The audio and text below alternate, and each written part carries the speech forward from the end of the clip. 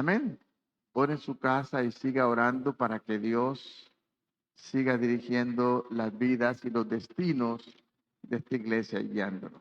Yo quiero que hoy leamos en nuestras Biblias, en Génesis. Vamos a ir al primer libro de la Biblia, Principio. Génesis capítulo 9.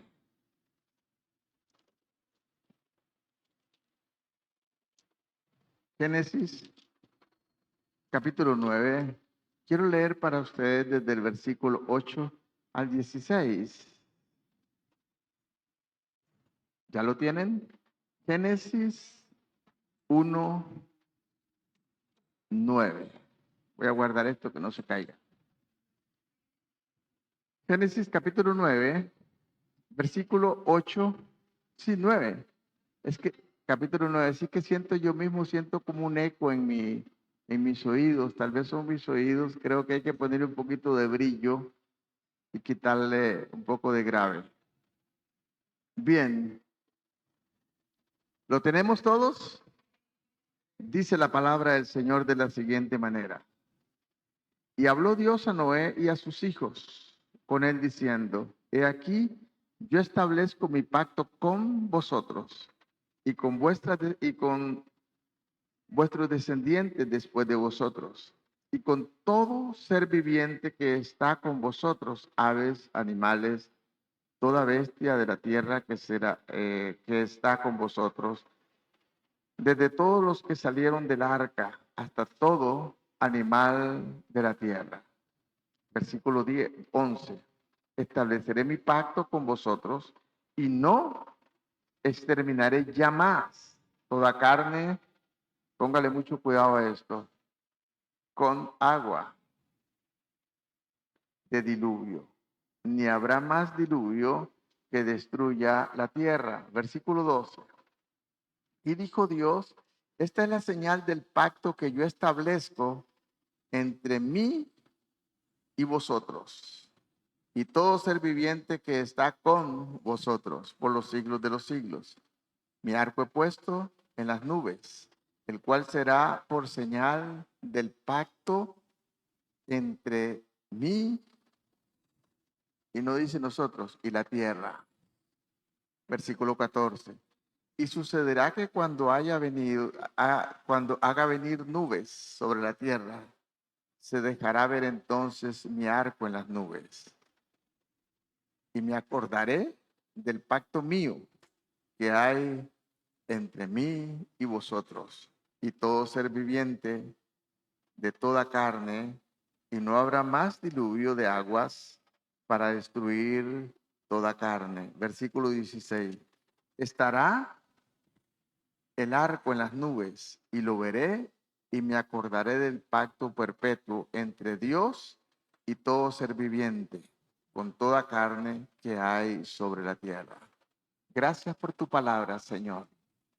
Te pedimos, Dios del cielo, a través de tu Espíritu Santo, que ilumines nuestro corazón y nuestra mente y nos hables a través de tu palabra, Señor, como hijos tuyos, a fin, Señor, que seamos edificados, que podamos crecer cada día, Dios, crecer en la obediencia, crecer, oh Dios, en tus caminos, crecer, oh Dios, en el servicio, crecer, oh Dios, en hacer tu voluntad, pero también crecer, oh Dios, en nuestra relación los unos con los otros y también con la creación que tú creaste y la diste al hombre para que la administre, y de una u otra manera, Señor, nosotros tenemos una responsabilidad de lo que hacemos o de lo que no hacemos para que esto se cumpla para la gloria de tu nombre. En el nombre de Jesús, amén. Este pasaje que hemos leído, de qué cree usted que se trata? ¿Cuál era el pacto? ¿Cuál era el pacto que Dios hizo? A ver, quiero escucharlo. A ver un poquito hoy. ¿Cuál es el pacto?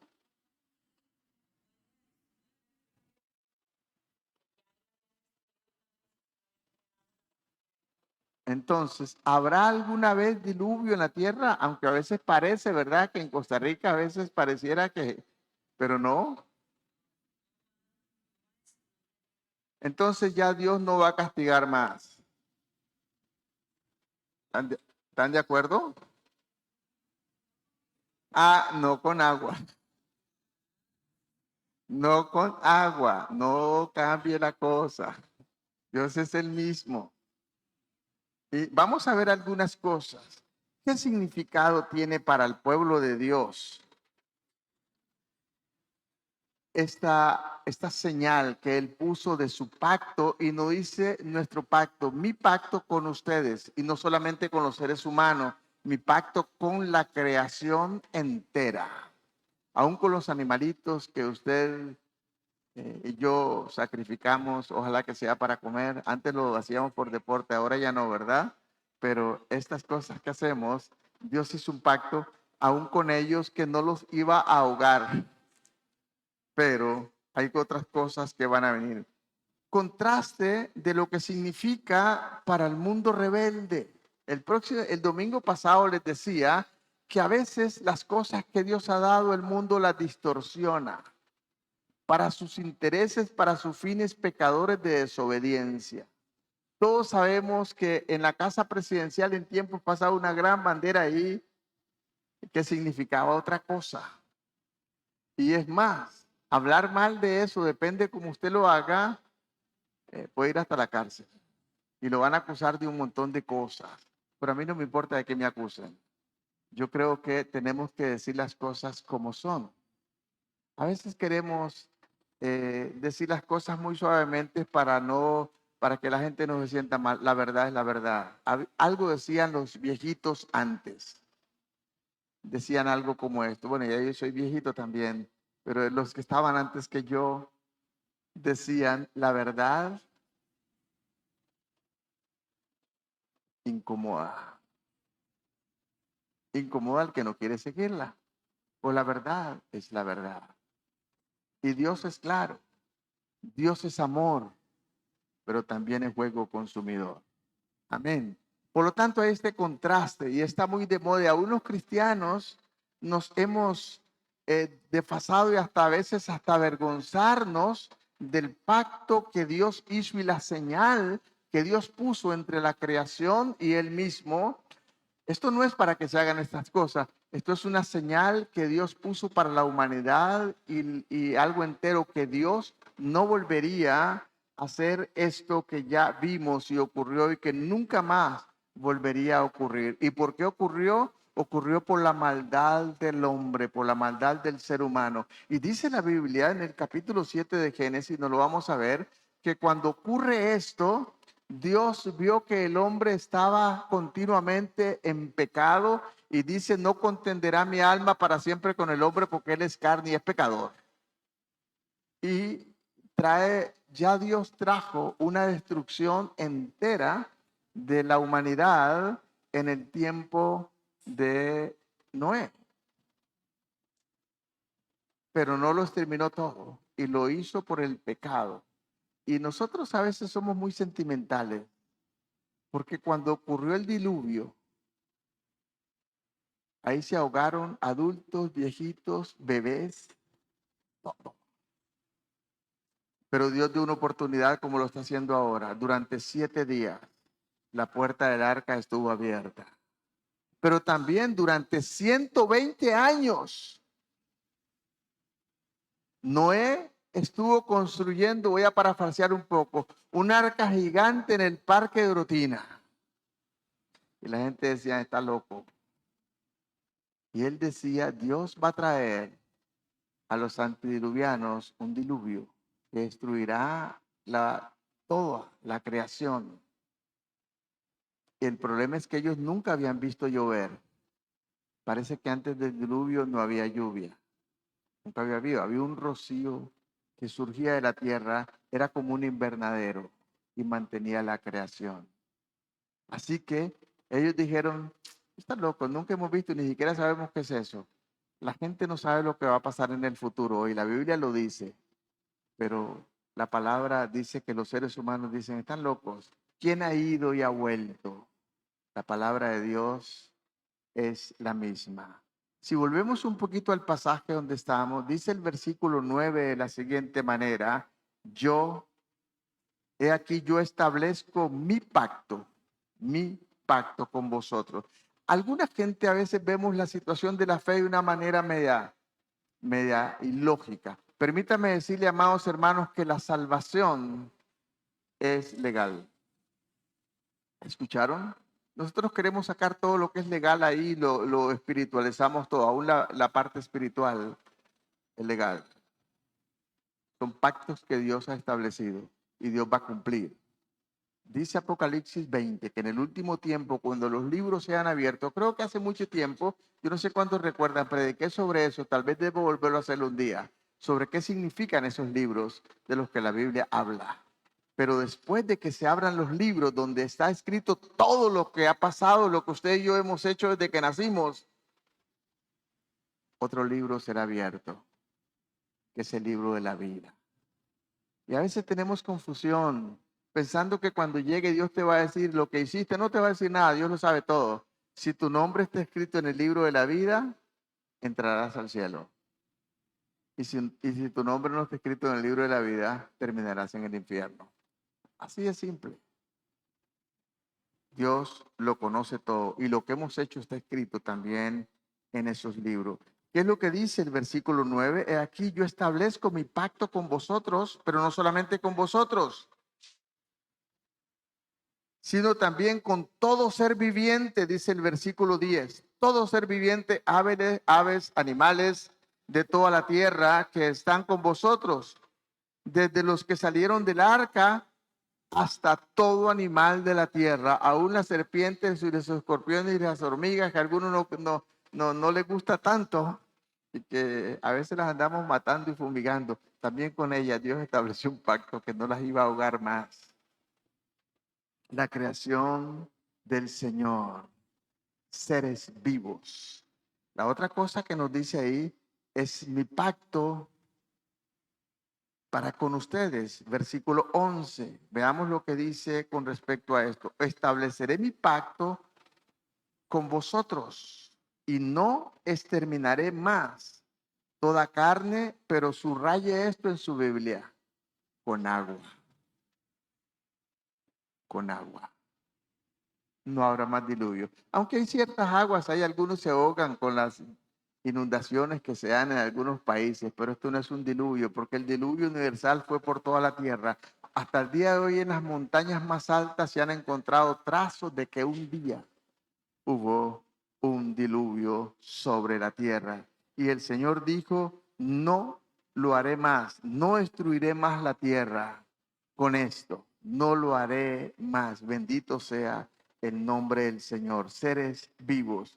Pero vean lo que es interesante, lo que dice Segunda de Pedro. Antes de que sigamos, quiero que vayamos allá a Segunda de Pedro, el capítulo 3, el versículo 6 y el versículo 7. El apóstol Pedro está citando un poco de este evento histórico que ocurrió un día. Segunda de Pedro, capítulo 3, versículos 6 y 7, por lo cual el mundo de entonces, de aquel tiempo de los antediluvianos, pereció anegado en agua. Pero el cielo y la tierra que existen ahora, en nuestros tiempos, después de eso, la tierra y los cielos que existen, ¿cuándo? Ahora, en la que usted y yo vivimos. ¿Qué va a pasar? ¿Qué va a pasar, hermano Cristian? Wow. Pero los cielos y la tierra que existen ahora están reservados por la misma palabra, esa misma palabra que dijo que nunca más destruiría la tierra con agua, están reservados por esa misma palabra, guardados para el fuego en el día del juicio. Ahora, yo no sé cómo va a venir ese fuego, no sé si las naciones lo van a hacer con sus bombas atómicas o qué, o si lloverá fuego del cielo como ocurrió allá en Sodoma y Gomorra. Yo no sé, hermanos. La Biblia no dice cómo va a ocurrir, pero un día dice que ese juicio vendrá y de la perdición de los hombres, hablando de hombres, tiene que ver con la humanidad, impíos. ¿Qué quiere decir impíos? Sin Dios, creyendo solamente en sus conciencias yo lo llamaría humanismo, cuando el humanismo sacó a Dios de la ecuación y el centro es el hombre. Lo que la gente dice, si usted se siente bien con su pellejo, haga lo que sea porque nada es malo. Pero ¿qué dice Dios para el juicio para los hombres impíos? Y luego hay una advertencia para nosotros, más bien un consuelo. Oh amados, no ignoréis esto, porque el día del Señor, para Dios, un día son como 1000 años y como 1000 años como un día, porque la gente dice, tantos años han pasado y nada ha ocurrido, pero va a ocurrir.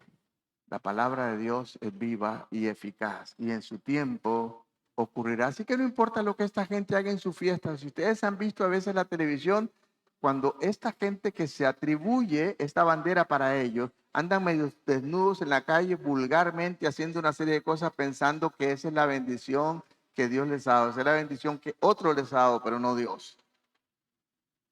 La otra cosa que quiero que veamos ahí por un momento, en el segundo punto, el Señor dice, le doy garantía de esto y esta es mi señal, que es la garantía. ¿Cuál es la garantía? Que Dios nunca lo volverá a hacer con agua.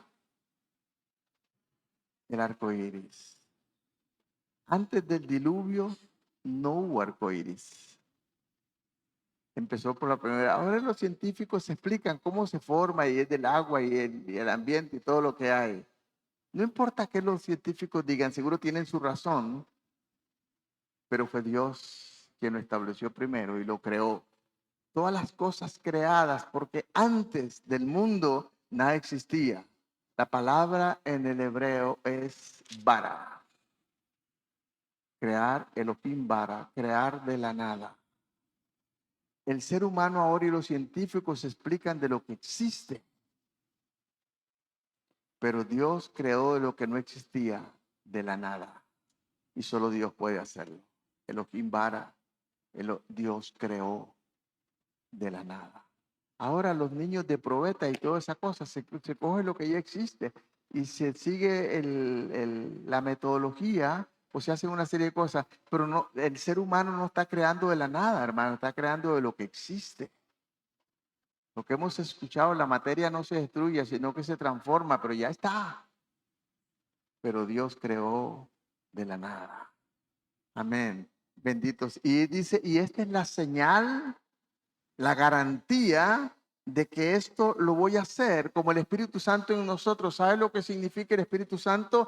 Es la garantía arras, la promesa de que Dios un día te resucitará y estarás con Él. Como cuando usted va, ahora está eso de moda, la gente va ahí a la tienda y hace un apartado. Y creo que en el apartado les obligan a dar un poquito, ¿no?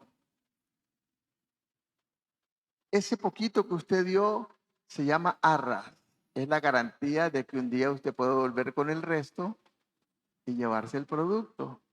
Pues la garantía de que un día estaremos con el Señor es el Espíritu Santo en tu corazón y en mi corazón. Porque si alguno no tiene el Espíritu de Cristo, no es cristiano. Hermoso lo que Dios nos enseña. Y pongo en las nubes, dice. Versículo 13, lo hago visible para todos, para toda la creación. Mi pacto, mi arco, dice, el arco no es de esta gente, hermanos, es de Dios. Dios dice, es mío. Yo lo creé como garantía de una promesa para la creación. Mi arco he puesto en las nubes, el cual será por señal del pacto entre mí y la tierra. Que eso no va a volver a ocurrir. Hermanos amados, este arco iris no tiene nada que ver con el juicio final. No tiene nada que ver con lo que está pasando ahora. Por eso quise que fuera claro, tierra, visible para Dios y para su creación. Y dice, y me acordaré de esto. La otra cosa, el siguiente punto que quiero que lo veamos, para la palabra arco se usaba en el tiempo antiguo, arco, que tenía que ver no con esto, tenía que ver con el de la flecha también, arco para la guerra.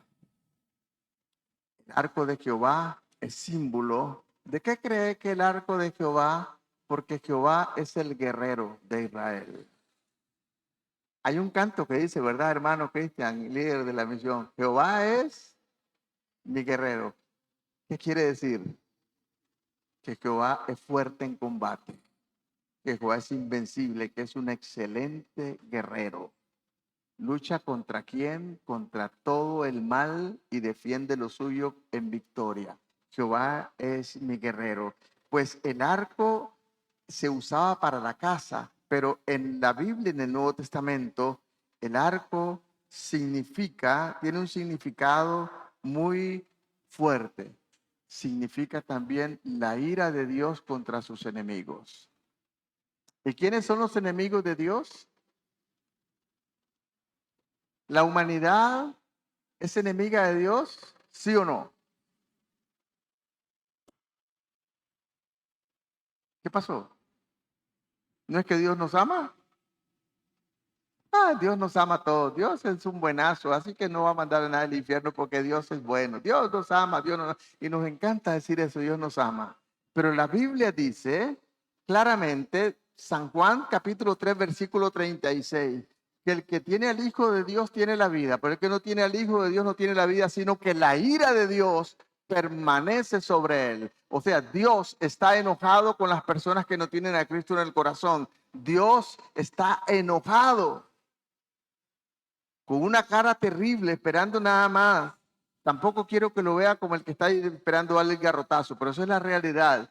Está dando tiempo que nos arrepintamos, porque Él no quiere que nadie perezca. Segunda Juan 3:9, sino que todos procedan al arrepentimiento. ¿Sabe por qué el Señor no ha venido? Porque Él sigue dando tiempo. Si el Señor hubiese venido hace 100 años, todos nosotros posiblemente estaríamos en el infierno. Si el Señor hubiera venido hace 5 años, hay mucha gente que se hubiera perdido. Y si el Señor viene hoy, hay mucha gente que se va a perder. Pero el Señor sigue dando tiempo y también le sigue dando tiempo a usted para que sea su vocero, su vocera de la palabra del Señor.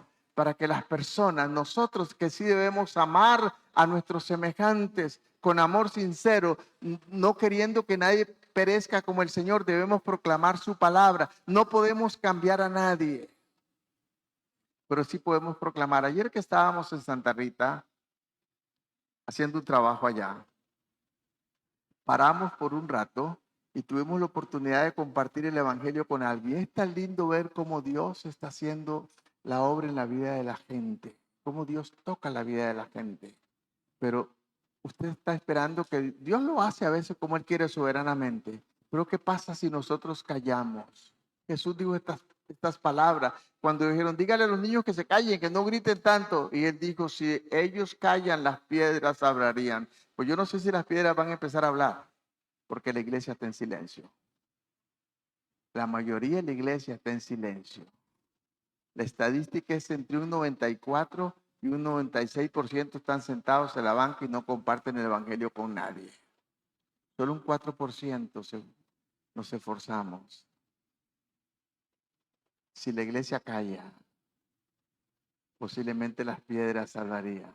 Los ángeles están ansiosos que se les dé lo... Bueno, ellos no lo entienden todo, pero si se les hubiera dado la tarea, ya la hubieran cumplido. Pero nosotros no la hemos cumplido. Bendito sea el nombre del Señor. Quiero leer un pasaje que nos va a ayudar a entender, porque las personas sin Cristo están bajo la ira de Dios, bajo la ira de su arco, de su flecha mortal, terrible, condenación. Pero Dios guarda su ira en el cielo todavía un tiempo más. Porque hay una lucha entre la ira de Dios y el amor de Dios. Aunque Dios está enojado con la humanidad sin Cristo, pero también hay un amor dentro. No quiere que nadie se pierda. No quiere que nadie se pierda, sino que todos procedan al arrepentimiento. Y retiene esto y todavía se retiene de no traer esta ira porque la benevolencia del Señor es grande. Y para el pueblo antiguo, después del diluvio, dijo, pondré mi arco en el cielo y me acordaré de él y nunca más habrá inundación. Quiero que veamos lo que dice el libro de Ezequiel con respecto a esto.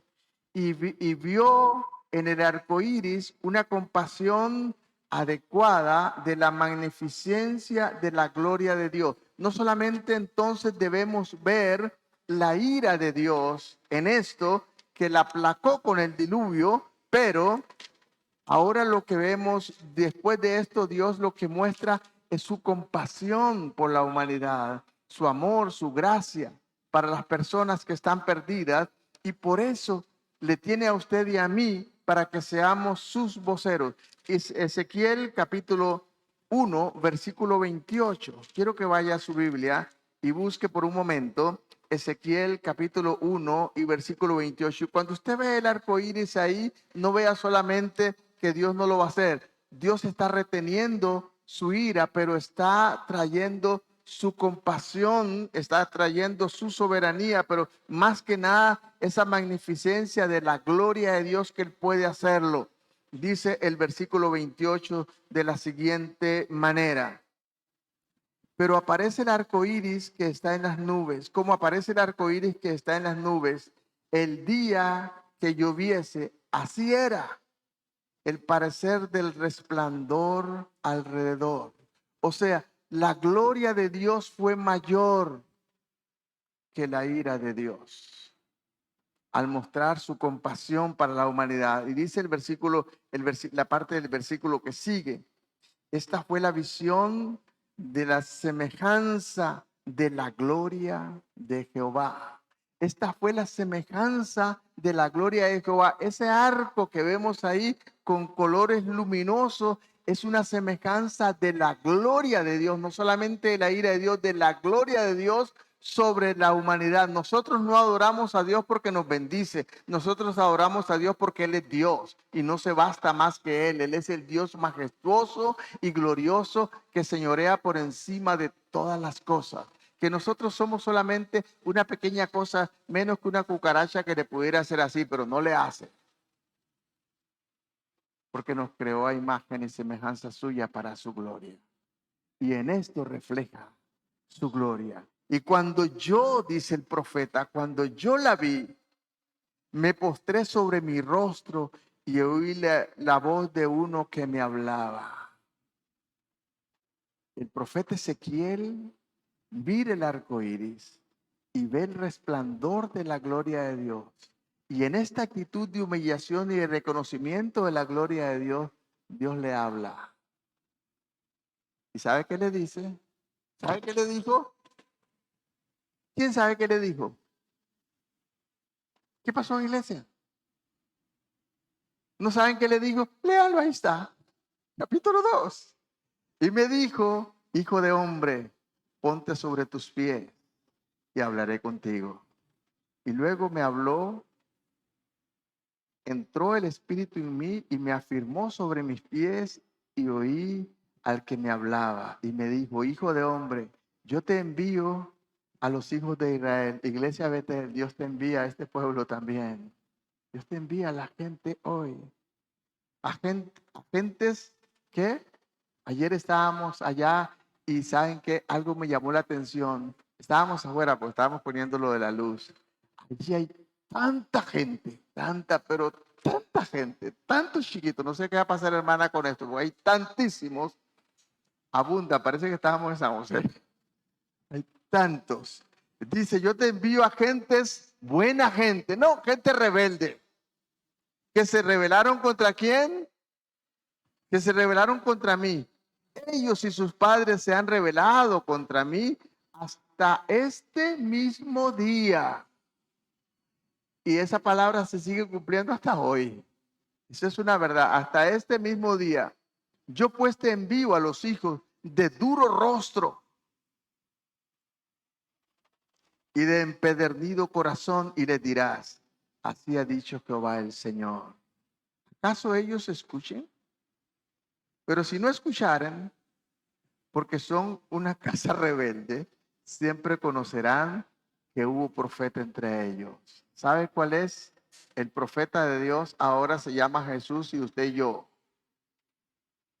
Nosotros malinterpretamos lo que significa profeta. Profeta significa hablar en nombre de Dios. Cuando usted proclama la palabra, usted es un profeta, una profetisa. Está profetizando la voluntad de Dios. No tiene que venir a hacer fila. Llegó un profeta ahí, no.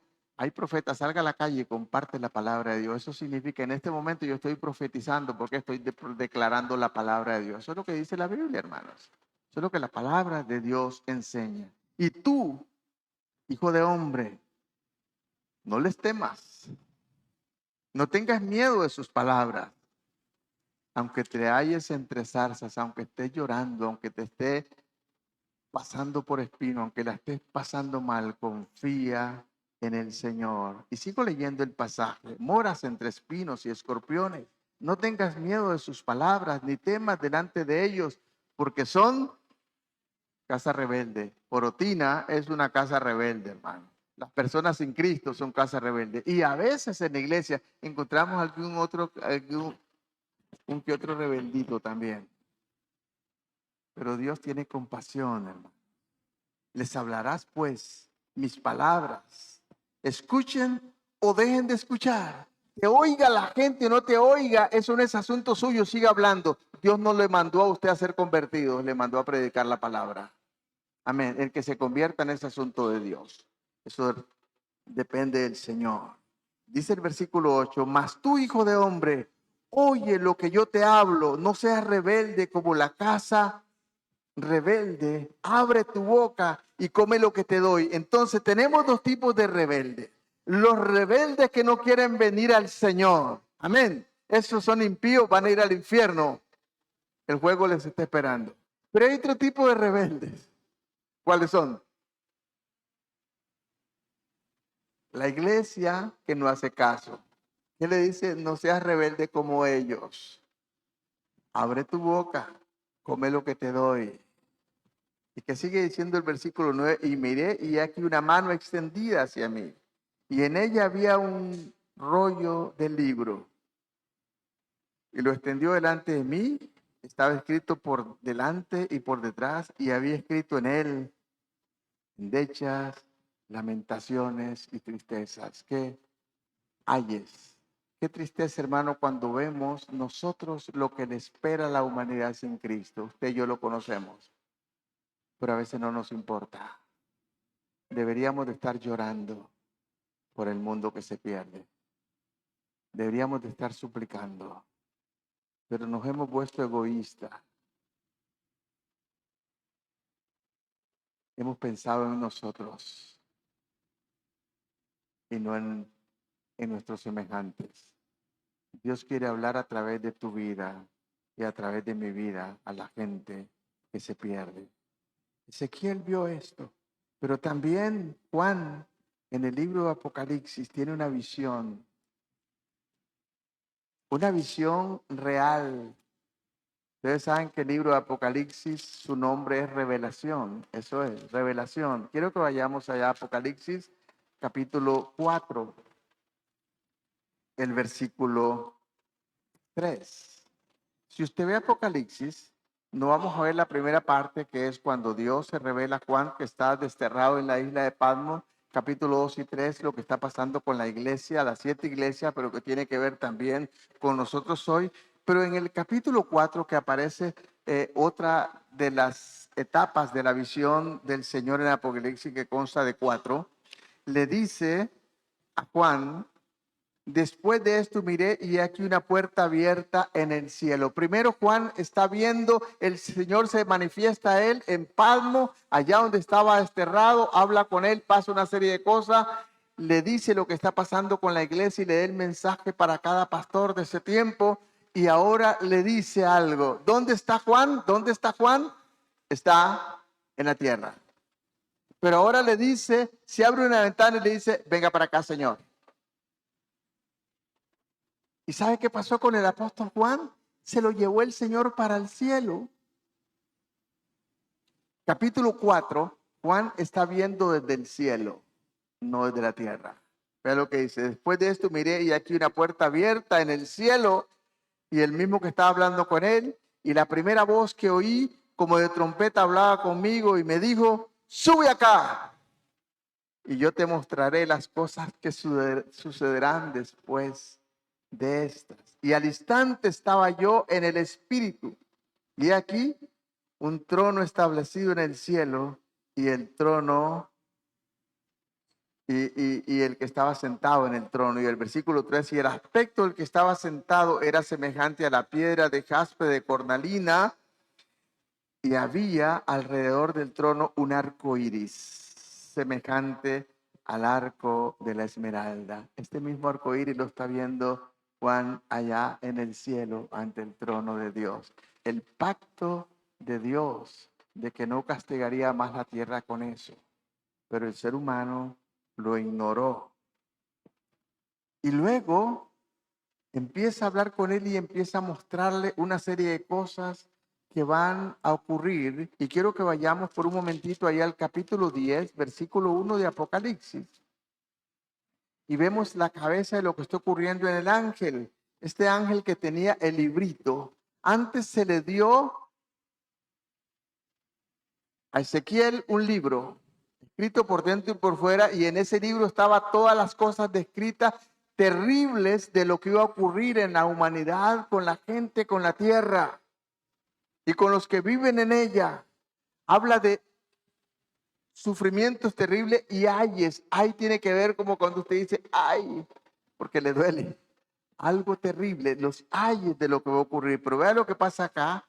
Y vi descender del cielo a otro ángel fuerte, envuelto en una nube, con el arco iris sobre su cabeza, y su rostro era como el sol, y sus pies como columnas de fuego, y tenía en su mano un librito abierto, y puso su pie derecho sobre el mar y el izquierdo sobre la tierra, y clamó a gran voz como ruge un león.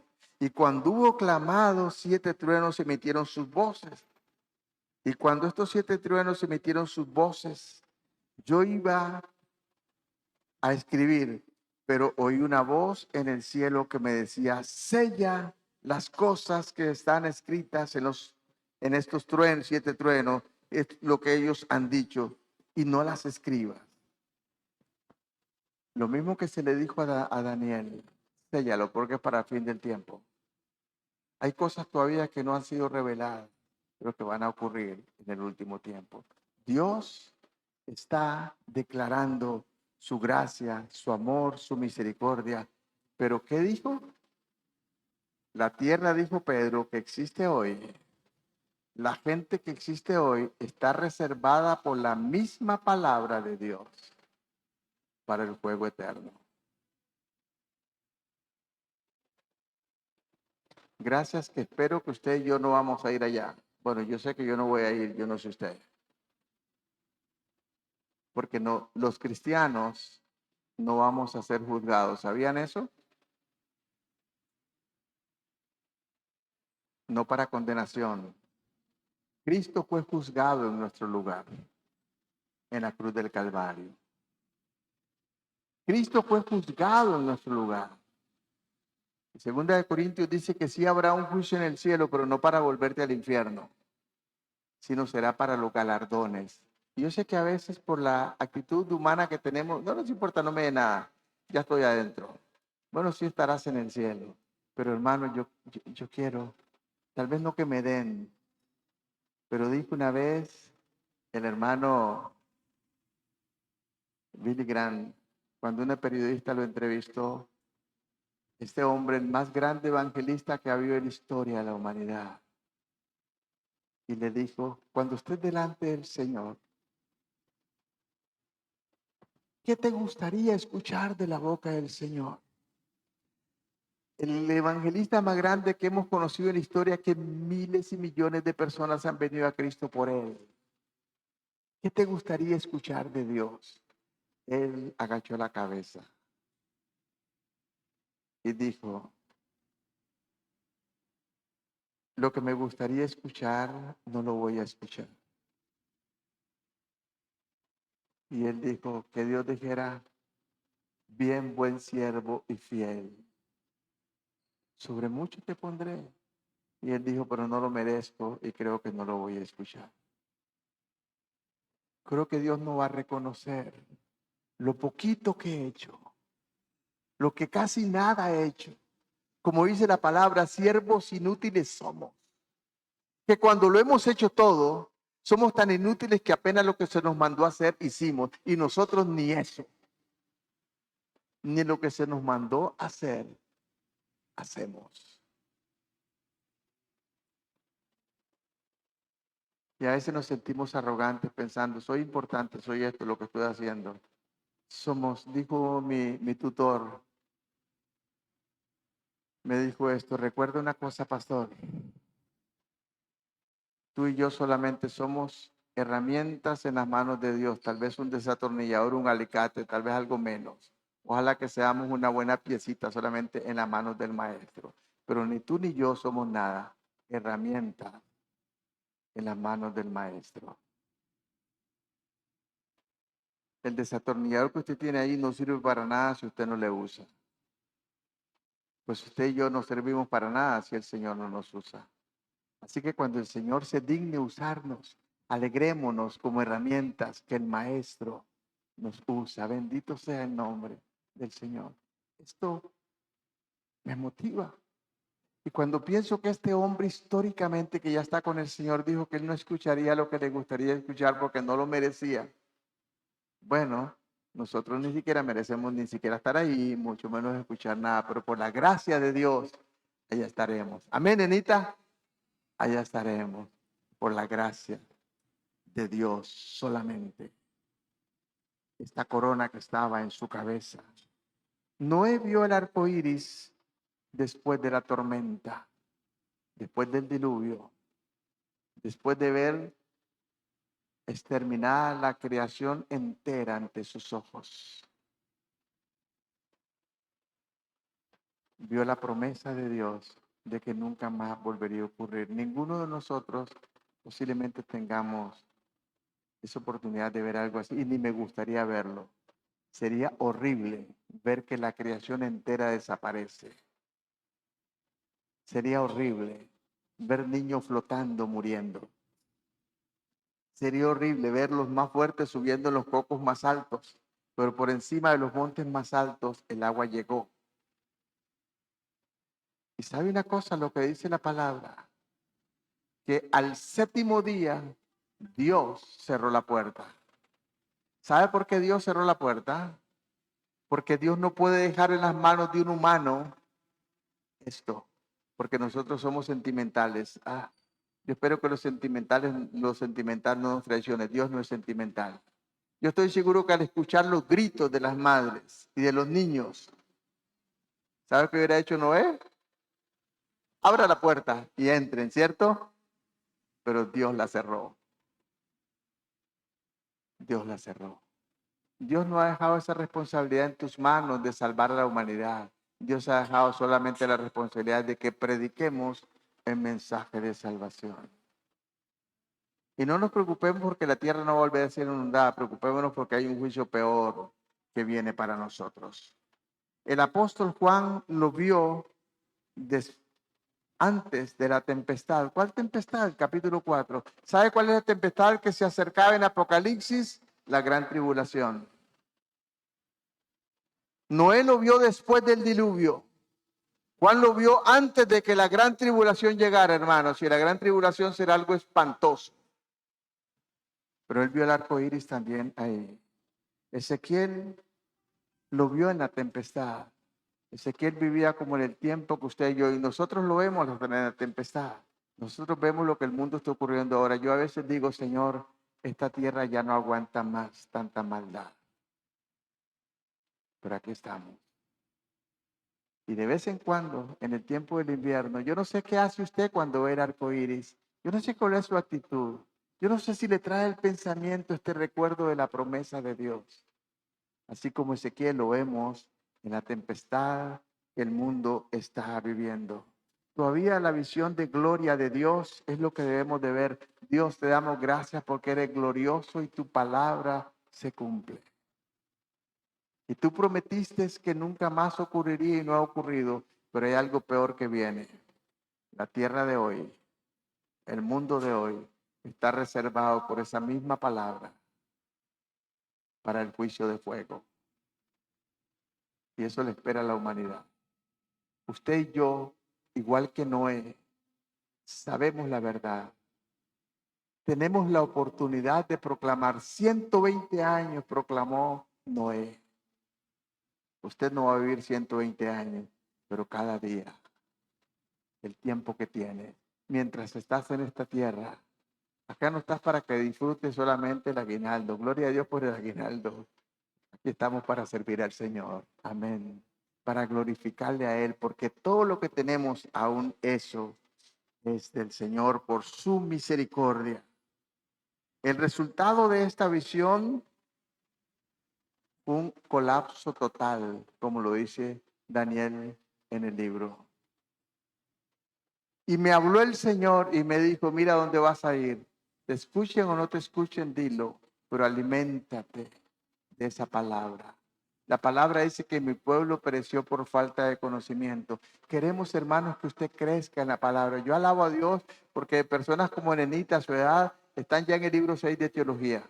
¿Cuántos aquí ni siquiera han hecho vida abundante y ni les preocupa? ¿Cómo pretendemos proclamar la palabra si no la conocemos? ¿Cómo irán, cómo predicarán de aquel del que no han oído, del que no conocen? Y termino con estos pasajes que nos ayudan a entender.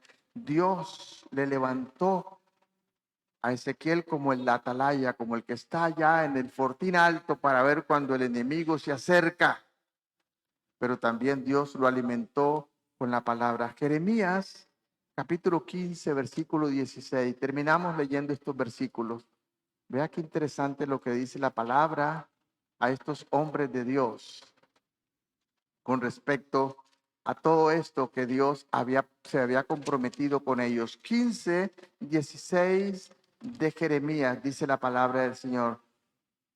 Tú lo sabes, oh Jehová, acuérdate de mí y visítame, y véngame mis enemigos, y no me reproches la prolongación de tu enojo. Sabes que por amor de ti sufro. Y dice el 16, fueron halladas pues tus palabras y yo las comí. Fueron hallados, dice el profeta, tu palabra y yo la comí. ¿Qué es comer la palabra? Es nutrirse de la palabra de Dios cada día, crecer en el conocimiento de la palabra. Yo la comí, pero esa palabra, la Biblia que usted ha aceptado, que ha atesorado en su corazón, dice esa palabra, me fue por gozo, por alegría cuando nos convertimos al Señor. A veces lloramos delante del Señor, pero sabe una cosa, a veces lloramos de lo que la gente te hace. Pero cuando te llegó al estómago, te amargó el estómago. ¿Cuántas veces he escuchado a los siervos decir, ya no quiero más, ya no aguanto más, no sé qué hacer? Ese gozo, el primer amor, uno de los castigos para una de las iglesias en Apocalipsis fue, tengo algo contra ti, iglesia, que has dejado tu primer amor. ¿Cuántas veces la iglesia ha dejado su primer amor? ¿Por qué? Porque la vida es dura. La palabra que dice, por haberse multiplicado la maldad, el amor de muchos se enfriará. Qué triste, cuánta gente pasa ahí pidiendo y contando cualquier tipo de mentira, a veces matando toda su familia. Sí, a veces matando toda su familia, matando a su esposa, a su hijo. Mire, mi hijo se acaba de morir. Mentiras del diablo. Y necesito esto. Mi esposa está gravemente enferma. No tenemos nada que comer. Yo a veces hasta con un papelito escrito ahí, tengo un cáncer de muerte. Por haberse multiplicado la maldad, el amor de a muchos se enfriará. Hace muchos años alguien venía a tu casa y lo albergabas. Ahora alguien llega y te dice que es cristiano. Si no lo conoce, yo no lo dejo entrar. Porque si lo dejas entrar, amanece tu casa vacía.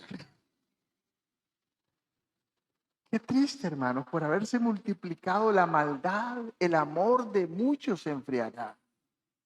Este mundo no mejora. va para peor. El día del Señor se acerca.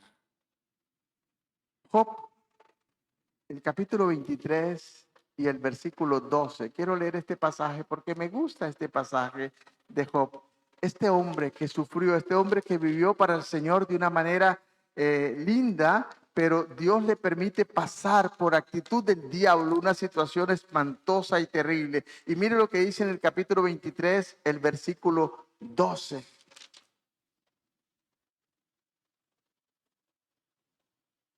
Del mandamiento de sus labios nunca me separaré. Su esposa misma le dijo, maldice a Dios y muérete. Seguramente olía como una mortandad ese hombre como estaba terrible. La esposa le dice, maldice a Dios y muérete. Él dice, solo la mujer insabia sabe hablar como usted habla. Si recibimos lo bueno de Dios, no recibiremos tan bien o no tan bueno, aunque no lo entendamos. Guardé las palabras de su boca más que mi comida, más que el alimento. Porque la palabra del Señor es la que nos alimenta. Y por eso dijo Jesús en el capítulo 4 de Juan, no solo de pan vivirá el hombre, sino de toda palabra que sale de la boca de Dios, que es la que nos alimenta, la que nos nutre. Por eso el ayuno no es, hermanos, ponerse a aguantar hambre. Ayuno es dejar por un rato el reino de la comida y estar con el Señor olvidándose de todo. Yo no creo que las hermanas puedan ayunar mientras está haciendo la comida y dándole y todo para el chiquito. Eso es aguantar hambre, hermano. Eso se llama aguantar hambre. Eso no es ayunar. Ayunar es sacar tiempo para estar con Dios, para orar, para leer la Biblia. Pero si yo estoy a la par de una comida que huele tan rico, mejor como antes de estar en esa tentación. Así que yo creo que es bueno sacar tiempo para estar con el Señor, a solas con Él. Deje el reino de la comida por un momento y venga delante del Señor en oración. Pero una hermana que tiene que preparar la comida para los chiquitos, ella está aguantando hambre. Y con esa gran tentación y que le llegue el olor y tiene hambre. Y para los que han ayunado más largo tiempo, se dan cuenta que el primer día a veces es difícil, el segundo día, el tercero y el cuarto ya cambia. El hambre se va. Y puede seguir ayunando. Después del día 10 viene un poquito otra vez, pero al fin y al cabo, eso no es lo más importante. Lo más importante es estar con Dios. Alguna gente dice, yo ayuné 42 días. Si Jesús ayunó 41, pues usted quiere ayunar más. Algunos quieren ser más que Dios. No es lo que haces, es la actitud delante del Señor. Cuando ayunas, dice, no pongas cara así, lávate la cara y alegre. Ojalá que pienses que estás bien alimentado, estás en comunión con el Señor. Y termino con este pasaje. Otra vez vuelvo a Apocalipsis 19. Y esto creo que es lo que debe motivarnos, hermano. No estas cosas religiosas. En el capítulo 10, el versículo 9, todos dijeron exactamente lo mismo. Y esto es lo hermoso para cada cristiano. Dice el versículo 9. Y fui al ángel diciendo que me diese el libro. Y él me dijo, tome y cómalo. Y te amargará el vientre, pero tu boca será llena y dulce como la miel. Pero si nosotros vemos al principio, dice que él estaba en el Espíritu. Noé estaba en el Espíritu, en la presencia del Señor, aunque después se emborrachó, pero estaba en la presencia. Y tampoco estaba pensando en la borrachera. Juan en la isla de Patmos, capítulo 1, dice, estaba en el Espíritu. Y cuando usted está en el Espíritu, cuando usted da libertad al Señor y deja que el Señor se glorifique, entonces cuando Dios va a mostrarte. Ezequiel estaba en el Espíritu, mirando el arco iris, contemplando la gloria de Dios, postrado sobre su rostro. Y en esta actitud Dios vino y le habló y le dijo, hijo de hombre, así dice el Señor, yo te envío a un pueblo rebelde. Necesitamos estar en el Espíritu porque el pueblo en que vivimos, el mundo en que vivimos no lo gobierna Dios, lo gobierna el diablo. Estamos en el terreno del enemigo y necesitamos estar en el Espíritu. Si no, vas a salir bastante mal. El diablo te va a dar y duro, o te va a ganar para su bando, a través del orgullo, a través de un montón de cosas. Estaba en el espíritu. La iglesia necesita estar en el espíritu. Pablo dice en Efesios: no os embriaguéis con vino en lo cual hay disolución, antes sed llenos del Espíritu Santo. Esta llenura que debe venir cada día y que tenemos ilimitado. Solamente tienes que quererlo y buscarlo. No se compra en palí, no se compra en perí, pero se consigue de rodillas en la presencia del Señor, a solas con Dios. Amén. Porque si no nos vamos a confundir. Y cuando vemos esto que el mundo hace, ellos hacen una pachanga diferente. Hermanos, no nos confiemos. Tristemente, quiero volverlo a repetir, nosotros pensamos que Israel es el pueblo de Dios. Escogido sí, pero parece que la banderita esta en Israel es el lugar donde más pega, porque es donde más se está promoviendo esta barbaridad en el pueblo de Dios. Y estos que llevó jamás, ¿dónde los agarró? En el desierto, haciendo orgías, herejías, fumando drogas, haciendo un montón de cosas. Este pueblo ha dejado a Dios. ¿Qué le dijo a Jeremías, a Ezequiel? Me han dejado a mí. Iglesia, renovemos cada día nuestra relación con Dios. Que no se aparte de tu boca, le dijo a Josué, este libro de la ley, sino en él meditarás de día y de noche. Y todo lo que emprendas te saldrá bien. ¿Cuándo? Cuando caminemos con el Señor. Pero queremos que todo nos salga bien, pues no queremos el resto. Buscad primeramente el reino de Dios y su justicia, y las demás cosas son una añadidura. ¿Por qué no se pone sobre sus pies? Oramos. Cada vez que pensemos y veamos este arco iris, no el que anda la gente en la calle, pero cuando vemos el que la gente hace en la calle, tengamos compasión de ellos, porque están ciegos y están cavando su propia condenación, su propio castigo. Pero pueblo de Dios, no te avergüences de la señal que Dios puso, porque estos la han mancillado. Démosle gloria a Dios y veamos la gloria del Señor en eso, su pacto, su promesa, su poder manifestado. Pero también recordemos algo: el día del Señor vendrá como ladrón en la noche. Y lo que le espera a la humanidad es peor. Yo no sé si morir ahogado es semejante a morir quemado, pero el cuerpo, porque el alma permanecerá para siempre en el tormento eterno. Padre, gracias por tu palabra. Gracias porque tú nos amas. Un año entero, Dios, desde el año 600 hasta el año 601, la tierra estuvo bajo la inundación para exterminar toda la creación. Y luego le diste una nueva creación. Sojuzgar la tierra y multiplicaos. Hoy Dios no nos habla multiplicarnos solamente por niños. Hoy Dios nos habla multiplicarnos por niños espirituales. Proclamemos la palabra a tiempo y fuera de tiempo. Ya no hay tiempo, hermanos. La casa está en llamas.